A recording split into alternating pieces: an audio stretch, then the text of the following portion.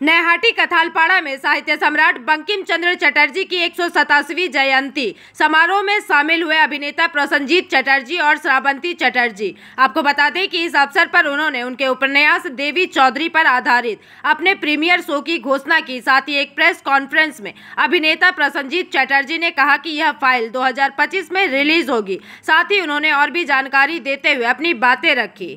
আপনি তো দীর্ঘদিন ধরে রয়েছেন এখানে বঙ্কিমের সঙ্গে, বঙ্কিম ভবনের সঙ্গে অধ্যাপনাতে থেকে শুরু করে সব কিছু চিন্তাভাবনা কি এগোচ্ছে, মানে আগামী দিনে বঙ্কিমের প্রচার? না, আমাদের চিন্তাভাবনা তো এগোচ্ছে এবং প্রথমেই বলে রাখি আমাদের এই যে ডেভেলপমেন্টটা হচ্ছে তার জন্যে আমরা আমাদের যিনি সাংসদ পার্থ ভৌমিক, আমাদের এসডিও এবং ডিএম অফিস থেকে আমরা প্রচুর সহযোগিতা পাচ্ছি সব ব্যাপারে। সরকারি সাহায্য পাচ্ছি, কাজ করছি বিভিন্ন ব্যাপারে। রাজ্য সরকার। আর আমাদের যেটা হচ্ছে এখানে, মানে আগে বঙ্কিম ভবনে যে অনুষ্ঠান হতো বঙ্কিম জন্মজয়ন্তী, সেগুলো নির্ভর করতো শুধু শিক্ষিত বুদ্ধিজীবী সম্প্রদায়ের মধ্যে। সেমিনার হতো, কাজ হতো, সাধারণ লোকজন জানতো না। আমাদের একটা সুবিধা হয়েছে, যেহেতু 13 তারিখ আর এই 26 তারিখ দুটো আলাদা দিনে পড়ে, সেই জন্যে আমরা 26 থেকে 28 তিনটে দিনেই আমরা অনুষ্ঠান করার সুযোগ পাচ্ছি।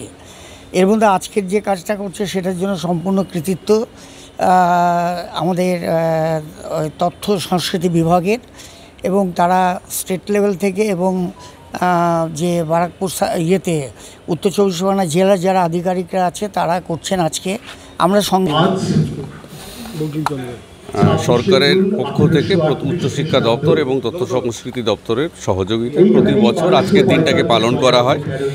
আমাদের গর্ব, ব্যারাকপুর এলাকার গর্ব এবং রাজ্যের এবং দেশের গর্ব বঙ্কিমচন্দ্র। তার এই জন্মদিনে আমরা সবাই মিলে তাকে স্মরণ করি।